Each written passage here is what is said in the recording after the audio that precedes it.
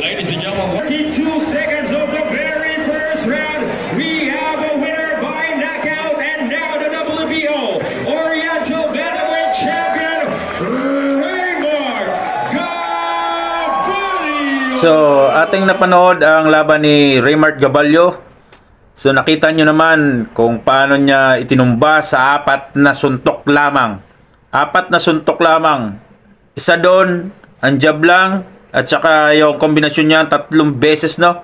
3 kombinasyon. So talagang ang lupit nun, no? Ang lupit nun. Pero itong laban na to is alam naman natin na tune-up fights lang to kasi may laban pa yun siya ng world champion pagka halimbawa nga, di ba? So yun lang.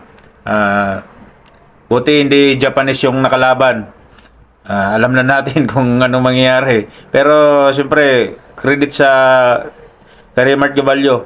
Ang lupit mo, ang galing.